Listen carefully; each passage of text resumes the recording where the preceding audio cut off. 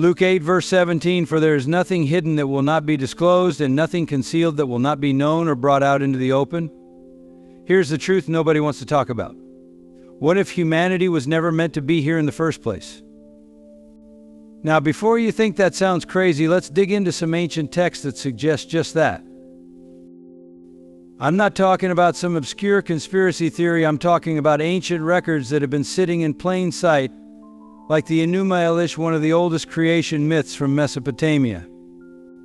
According to the Enuma Elish, humans weren't created out of love or a grand divine plan. They were created for one purpose: to serve the gods. Specifically, they were made to handle the dirty work literally. Mining for resources, specifically gold. The gods didn't want to get their hands dirty, so they made us. Think about that. We weren't created to rule the earth. We were created to work for those who did, and this isn't just some fringe idea. The ancient Sumerians believed it, and they documented it meticulously. But here's the real kicker. This story has eerie similarities with other ancient cultures, from the Egyptians to the Mayans. The theme is the same, that gods needed something from the earth and humans were their workforce. We weren't put here for paradise or for spiritual enlightenment. We were put here to serve, and yet we still somehow believe that we are the centerpiece of the universe. Now let's connect the dots. Think about the story of Adam and Eve, how we were cast out of Eden. Is it possible that Eden was just a holding pen, a temporary place until we were put to work in the real world? The so-called original sin could have been the moment when humans went from being passive servants to questioning their role. They ate from the tree of knowledge, right? They became aware that they weren't just mindless beings, but individuals with their own free will. And what happened? They were cast out as if knowledge was the last thing the gods wanted us to have. It's not just the Bible that hints at this either. The gnostic texts, books the early church tried to bury, described the world as a prison created by a false god, a demiurge who doesn't want us to reach true knowledge or freedom. Could it be that what we call God is actually this force keeping us in ignorance, and the so-called fall of man was actually our awakening? You see, this changes the whole game. What if the reason we're here isn't because we're loved, but because we're needed? Needed as workers, as cogs in a machine much bigger than we can see. And if that's the case, what happens when we stop playing our part? When we start asking too many questions? Maybe that's why so many ancient cultures speak of floods, destruction, and resets. Every time humanity gets too close to the truth, we're wiped out and reset. You've probably grown up hearing that we're the pinnacle of creation, made in the image of God. But what if that's not the whole story? What if the image we were made in isn't the image of a benevolent creator, but a manipulator, a ruler who keeps us in the dark for their own benefit? Let's get one thing straight. The story of Eden is not what you think it is. We've been told this tale of paradise, a perfect garden where Adam and Eve were free, until they messed it all up by eating the forbidden fruit. But honestly, does that story even make sense? A tree with knowledge placed right in the middle of the garden, where they could see it every single day. Come on, that doesn't sound like a fair test. That sounds like a setup. If you know someone is curious, and you tell them not to touch something without really explaining why, what do you think is going to happen? You're practically guaranteeing they'll do the very thing you told them not to do. And that's exactly what happens in Eden. Adam and Eve are set up to fail. The tree of knowledge wasn't tucked away in some obscure corner hidden from view. It was right there in the middle of their world, tempting them. Why? Because the whole thing wasn't about obedience. It was about awakening. Now let's talk about Eve for a second. For thousands of years, she's been blamed for the so-called fall of humanity. But when you really look at it, Eve wasn't the problem. She was the solution. She's the one who dared to question the status quo. She's the one who wanted more than just blind obedience. Eve's choice wasn't a failure. It was a rebellion against a system designed to keep humanity in ignorance. And here's the twist. Maybe that's what was supposed to happen all along. Maybe the point wasn't to stay in Eden forever. Maybe the whole idea was to get out, because Eden wasn't paradise. It was a gilded cage, a place where Adam and Eve could be kept in check, under control, with no real knowledge of good and evil, right and wrong. They weren't living, they were existing. And that tree? It wasn't just a trap, it was an opportunity. The thing that's been shoved down our throats for centuries is the idea that knowledge is dangerous, that it's somehow sinful to want to know more. But let's be real, knowledge is power. Eve took the power, she opened the door, and we've been running through it ever since. Adam wasn't some innocent bystander either. He knew exactly what he was doing when he followed Eve's lead. But when it all went down, what did he do? He pointed the finger at her, shifting the blame to avoid responsibility. Sound familiar? It's the oldest trick in the book, literally. So what if we've had it all wrong? What if the true betrayal wasn't Eve's decision to eat the fruit, but the fact that they were kept in the dark in the first place? That they were given a world where they weren't allowed to think for themselves, to grow, to question. And when they finally did, they were punished for it. So after Adam and Eve's supposed rebellion, we're left with this huge question: who exactly set them up? Who designed this whole system? And more importantly, why? This brings us to the heart of it all, Yahweh. But here's something we don't hear enough. Who exactly is Yahweh? We've been taught that Yahweh is this all-powerful, benevolent God, creator of the universe and ruler of all things. But let's take a closer look. In the ancient world, Yahweh wasn't the only God around. Far from it. In fact, Yahweh was originally one of many gods in a much larger pantheon. He wasn't even at the top of the food chain, at least not at first. You see, ancient civilizations like the Canaanites and early Hebrews didn't worship just one God. They had a whole lineup of deities, each with their own role. Yahweh was part of this, originally just a regional deity, a god of storms and war. That's right, storms and war. Not the creator of everything, but a powerful God among many vying for dominance. So how did Yahweh go from being one of the gods to the God? It's a story of power, politics, and control. As the Hebrews evolved into a more centralized society, Yahweh's role changed. He was elevated above the other gods, slowly transformed into the supreme deity. And here's the thing, it wasn't because Yahweh was suddenly recognized as the ultimate creator, but because it was politically convenient. One God, one nation, that's how you unify people. But this transformation came with a catch. The other gods didn't just disappear, they were erased, demonized, or simply rewritten. Ever heard of Baal? In earlier texts, Baal was a rival god, often portrayed in a negative light in the Bible. But Baal wasn't originally evil, he was just competition. Yahweh needed to be the sole focus of worship, and that meant wiping out the competition. Now let's talk about what this means. If Yahweh wasn't always this all-powerful figure, but was instead part of a larger divine system, then the story we've been told is incomplete.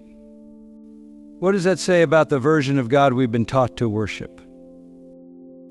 If Yahweh had to fight for his spot at the top, does that make him the ultimate source of creation, or just the most powerful of many?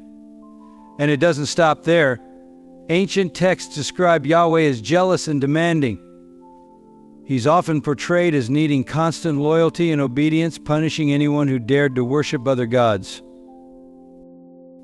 Why so paranoid if you're the all-powerful creator? Maybe because Yahweh's power wasn't as absolute as we've been led to believe. Maybe, just maybe, Yahweh wasn't the one and only God, he was just the God who won. Let's cut through the nonsense for a second. If the world was created by a loving, omnipotent God, why is it filled with so much pain, suffering, and chaos?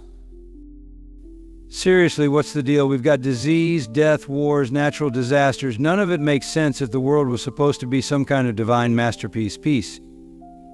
And here's where it gets even stranger. Almost every ancient tradition, from the Bible to the Gnostics, hints that this world isn't perfect. In fact, some of them outright say it's flawed.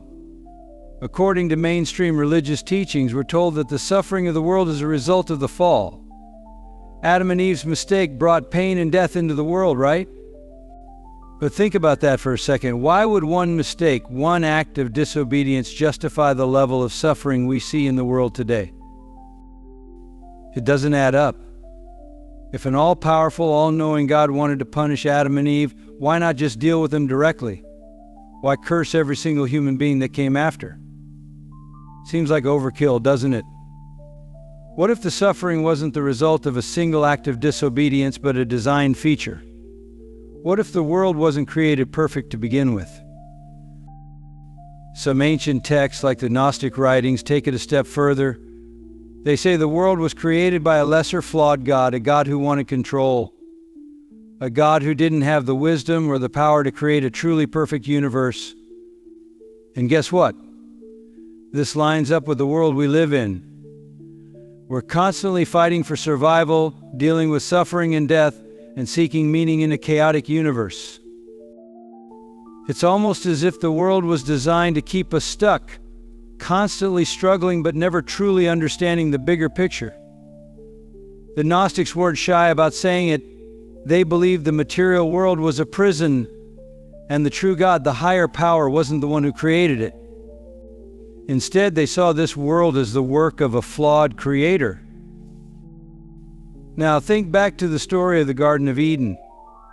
Maybe this wasn't just a moral story about disobedience. Maybe it was a way to explain why the world we live in is so broken.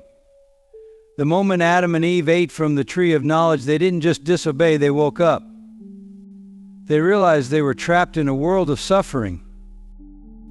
And instead of guiding them to freedom, Yahweh cast them out into an even harsher existence full of labor, pain, and death. All right, let's talk about Jesus. We've been taught this straightforward narrative. Jesus came to save humanity from sin, to redeem humanity.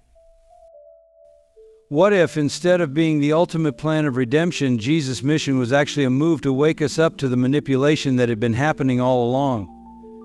Jesus wasn't just some passive figure preaching love and forgiveness. He was a radical. He called out the religious authorities, questioned the status quo, and preached about a kingdom that wasn't of this world.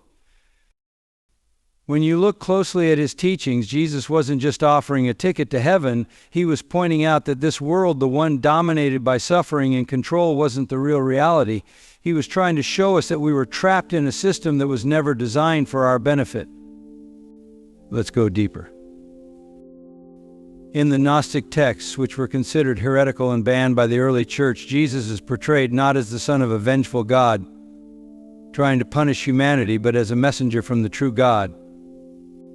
According to these texts, he wasn't sent here to make us obedient followers of some cosmic overlord, but to free us from the control of the false god, the demiurge. You know, the same one that allegedly created the flawed material world we're stuck in. Jesus kept talking about the truth and how it would set us free. Free from what exactly Gnostics believed, that the truth was about our divine nature. How we are not just physical beings trapped in this broken world, but sparks of a higher reality imprisoned by a false creation, and who is keeping us in that prison? The very forces that humanity has been worshiping for millennia. The Jesus in these texts isn't telling us to blindly follow. He's telling us to wake up to the bigger picture. And guess what? Jesus didn't come preaching about following religious laws or rituals. He was challenging them. He was undermining the idea that salvation could be found through obedience to earthly systems of power, whether religious or political. This isn't the story of a passive Messiah offering salvation if we just believe and behave. This is the story of someone calling for an uprising against the spiritual powers that enslave us. But here's the part nobody wants to talk about. Jesus' death wasn't just a sacrifice for sin. It was a direct challenge to the powers that control this world. He stood against the forces that kept people enslaved to fear, ignorance, and suffering. And what did those forces do? They silenced him, at least they tried to. Because what's more threatening to a system built on control than someone who's telling people they don't have to play by the rules anymore? Here's a question not enough people are asking. What if humans aren't just some divine creation, but a hybrid race, part human, part divine? This idea isn't as far-fetched as you might think. We see hints of it all over ancient texts, particularly in Genesis 6. It talks about the sons of God coming down to earth, seeing the daughters of men and taking them as wives. The result? The Nephilim, giants, heroes of old, a race of beings that weren't fully human. But sons of God in this story aren't just some abstract metaphor. They're often interpreted as fallen angels, divine beings who stepped out of their role in the heavens and decided to interact with humanity in a very real physical way.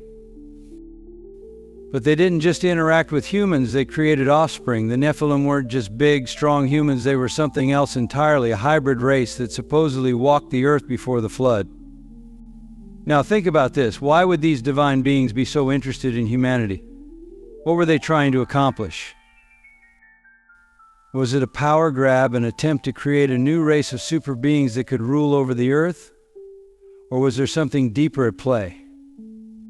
Some ancient sources, like the Book of Enoch, a text that was conveniently left out of the Bible, describe these fallen angels not only as interbreeding with humans, but also teaching them forbidden knowledge, weapons, warfare, astrology, magic, etc.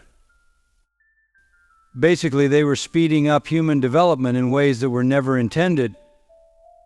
And what does the Bible say happened next? The flood, a reset button on humanity. The Nephilim were seen as a threat to the natural order, so God decided to wipe them and nearly all of humanity off the face of the earth.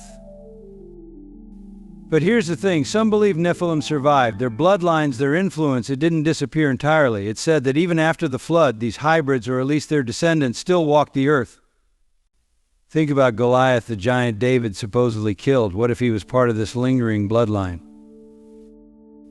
What does this mean for us today? Are we the descendants of a race that was never supposed to exist?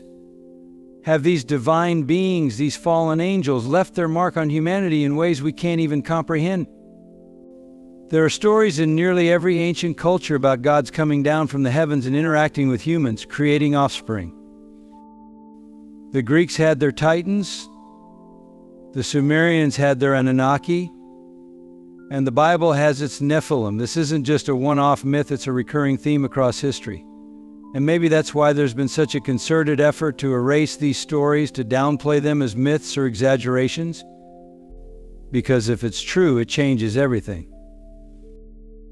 We're not just humans made from the dust of the earth, we're the result of something much more complicated.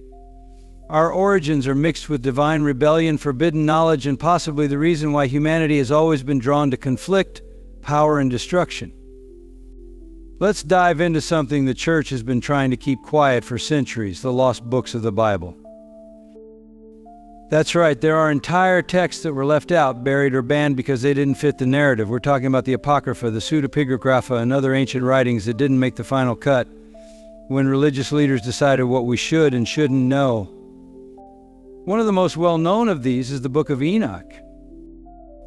This text was highly regarded in early Jewish and Christian traditions, but somewhere along the line it was erased from the Bible.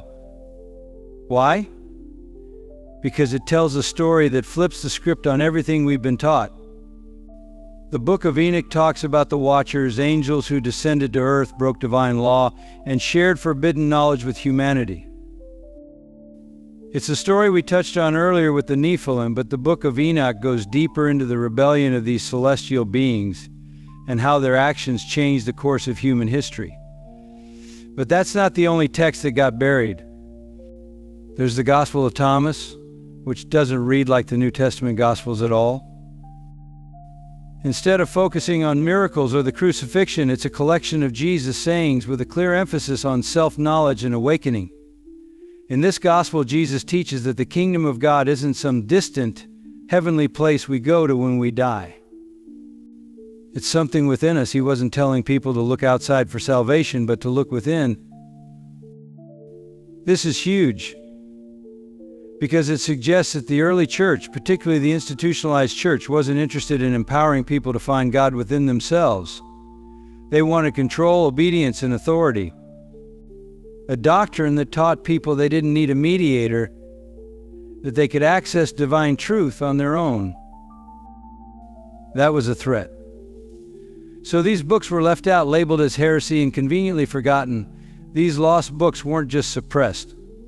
They were actively targeted. During the formation of the early Christian church, there was a concentrated effort to wipe out alternative views of spirituality, particularly Gnostic beliefs, which taught that knowledge, not blind faith, was the key to spiritual enlightenment. The Gnostic Gospels were buried, burned, or hidden in caves for centuries until they were rediscovered in the 20th century. And when they were finally uncovered, they painted a very different picture of Jesus, God, and the purpose of humanity. So why does this matter? Because the story we've been told is incomplete. There's a treasure trove of ancient wisdom that has been hidden from us. These lost books don't just add a few extra details. They challenge the very foundation of the beliefs many of us have grown up with. They offer a different perspective on the nature of God, the role of Jesus, and what it means to be human. It's time we start asking why these texts were kept from us. What was so dangerous about them that they had to be erased from history? What truths do they hold that could change the way we see ourselves, our world? So here we are, at the end of our journey through this mind-blowing and maybe even unsettling look at the Bible's hidden stories. We hope this video has opened your eyes to the bigger picture, one that's been kept in the dark for far too long. Thank you so much for sticking with us through this deep dive. If this video got you thinking, tell us in the comments. We'd love to hear your thoughts. And don't forget to like this video, share it with your friends, and subscribe to the channel so you don't miss what's coming next. God bless you all, and I'll see you in the next one.